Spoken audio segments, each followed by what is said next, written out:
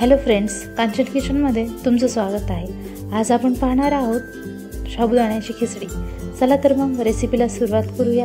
त्याच्यासाठी साहित्य आहे 1 वाटी शाबू मी रात्रीच भिजू घातला होता, चवीनुसार मीठ, 1 वाटी बटाटे बारीक चिरलेले, 7 ते 8 हिरव्या मिरच्या आणि 1 वाटी भाजलेले शेंगदाणे।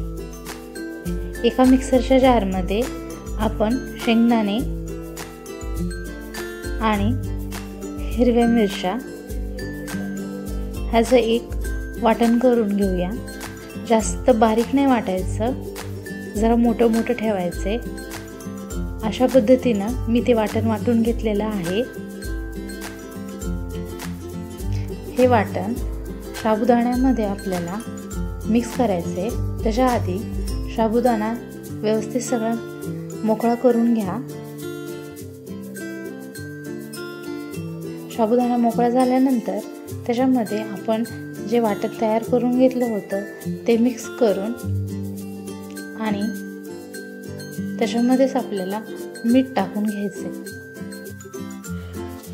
मीठ टाकल्यानंतर व्यवस्थित सगळं मिश्रण हलवून घ्या। हे सगळं व्यवस्थित हलवल्यानंतर गॅसवरती एका कढईमध्ये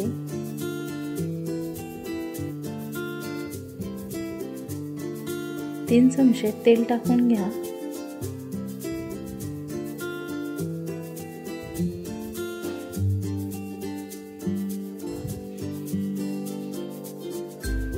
तेल तापलं की त्याच्यामध्ये आपण बारीक चिरलेले बटाटे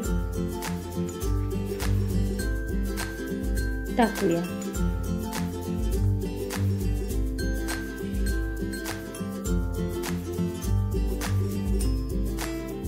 बटाटे आपल्याला छान भाजून घ्यायचे।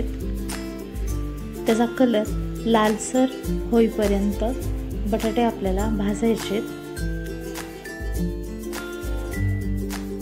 तुम्ही पाहू शकता आपले बटाटे छान भाजलेले आहेत।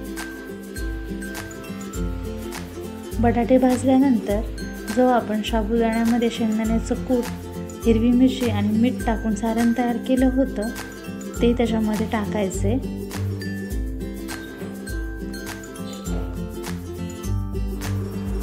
हे सारण टाकल्यानंतर आपल्याला कमी गॅसवरतीच शाबू छान परतून घ्यायचा आहे।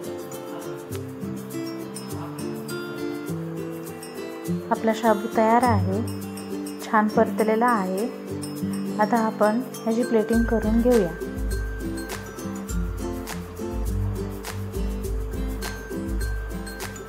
तुम्ही पाहू शकता आपला साबुदाणा तयार आहे।